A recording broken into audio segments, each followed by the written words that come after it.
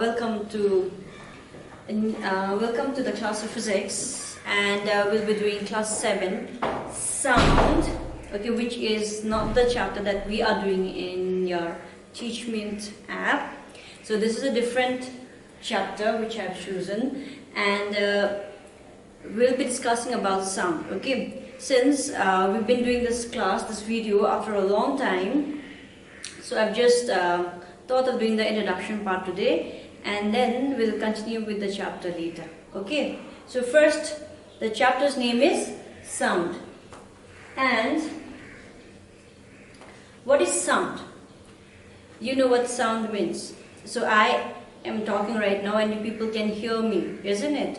So when I speak, you can hear a sound, the sound of my voice, right? I can hear the birds chirping around. So that is the sound of the birds around me. I can hear their voice. So I can hear the sound around me. The same way you can hear the sound around you or in your neighborhood, isn't it? So how is sound produced? And what actually is sound?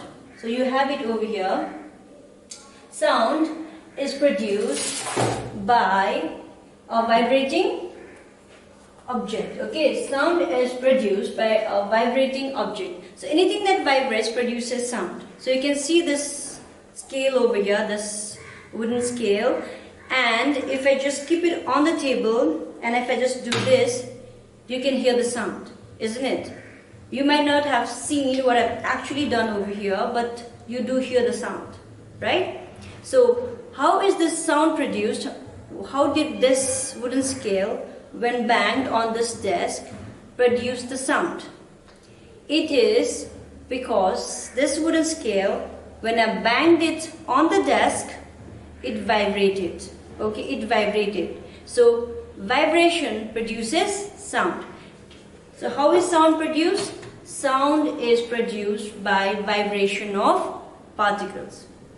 So, you know, now when you're speaking, you can try it at your home also. When you speak and just place your fingers on your neck, okay, when you place it on your neck and you speak at the same time, you can hear a sort of vibration over here. You can feel the vibration over here in the neck. And it is actually the vocal cords which vibrates and produces the sound.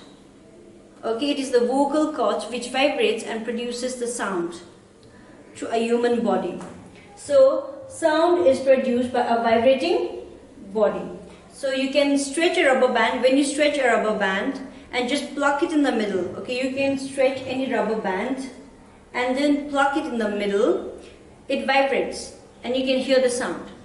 When you play guitar, you strike the string of the guitar and the string of the guitar vibrates, and what is produced? Sound is produced. So sound is basically produced by the vibration of particles. So what does sound is produced by a vibrating body. So when a tightly stretched rubber band, okay, when a tightly stretched rubber band is plucked, it vibrates and produces sound. So these are some examples. When it stops vibrating, it does not produce any sound. So what does it prove? It proves that sound is produced only by a vibrating particle. Any object which is not vibrating will not produce any sound. A vibrating body is a source of sound. Like I said, if the object is not vibrating, if I just lift it over here and it doesn't vibrate, it will not produce any sound. But if I just hit it on the table or on the chair or on the desk, it produces sound. Because when I bang it over here, it vibrates. Okay. Vibrating object produces sound. Vibration means object, a kind of a rapid to and fro motion. So for class 7, I'm sure you people already know what vibration means, because I've told you in the second chapter itself when we were doing the different kinds of motion. And in the second chapter we came across oscillation and vibration. The term oscillation and vibration. Oscillation means when an object, okay, when a body travels to and fro. You know what to and fro means? It moves forward and it comes back. That is to and fro motion. So when an object moves to and fro, that kind of motion is called oscillation. And if the body vibrates very fast, if the body moves very fast, to and fro motion, a rapid to and fro motion, then that oscillation is called vibration. Okay, so remember the difference between vibration and oscillation. Oscillation generally means when the object or any body just moves to and fro, like a swing. You know how a swing goes, right? It moves forward, it moves backward, forward and backward. And we did that simple pendulum also. Now vibration is also the type of oscillation. It's also actually oscillation of particles in a very fast manner. That means very fast to and fro motion. Okay, it moves very fast to and fro. So when a body moves very fast to and fro, it is called vibration. Okay, so vibration means object, a kind of a rapid to and fro motion. Now what is sound? As you know, what is sound? Sound is a form of energy, which we have already discussed, isn't it? I mean, there are different forms of energy. When we did the energy chapter, you all very well know, when we did the energy chapter, there are different forms of energy that we discussed. And out of all the different forms of energy, sound is one of the form of energy. And as defined, sound is a form of energy which gives us the sensation of hearing. That means if you can hear properly or not, okay, whether your ears are functioning well or not, you can know it by the sound. Okay, so if I can hear the sound properly,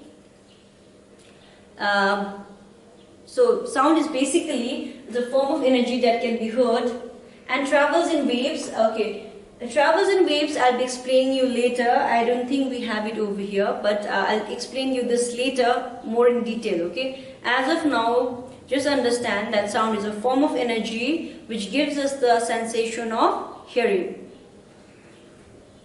Another one is, as we discussed already, sound is produced by the vibration of particles. Okay, so in any object which is moving to and fro in a very rapid manner produces sound. Now sound waves can travel through solids, liquids or gases. Okay, sound waves, the sound can travel in all the three states of matter: solids, liquids and gases. You can hear the sound when you place yourself on a wooden desk. Okay, just lie it on a wooden table or on a wooden desk and just lie it over there and tap it. You can hear the sound, right? Even when your ear is pressed to the wood, you can hear the sound. Okay, what does that say? It says that sound travels in the solid. Okay, basically sound needs a medium to travel. Sound cannot travel in vacuum. If there's no medium, sound cannot travel. Sound needs a medium to travel, to propagate, okay, to travel from one place to another. So sound, if there's no medium, sound will not be heard. So sound can travel through solids, liquids. You know, you can hear if you're under the water and there is sort of explosion on the other side of the water, you can hear that sound. Okay, even the aquatic animals, they run away when they hear the sound, because sound also travels through liquids and gases, which you very well know. What is present right here? Air, and it's the air which is helping the sound to propagate from the different parts of the school premises. Okay, so sound waves can travel through solids, liquids or gases. So example is, when a school bell rings, part of the bell will vibrate, creating sound. So you can see over here, you have a gong over here.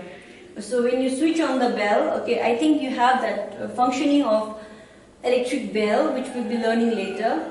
So you can see that gong over here and the hammer here, and it just beats over here. Okay, and when it beats over here, this gong, it vibrates. And when it vibrates, it produces sound. So this is how electric bell works. So some of the sources of sound over here, you can see the drums. So how does the drum work? You know, there's a membrane on top of a drum.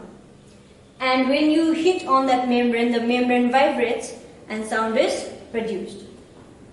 As discussed earlier, the guitar, it has strings.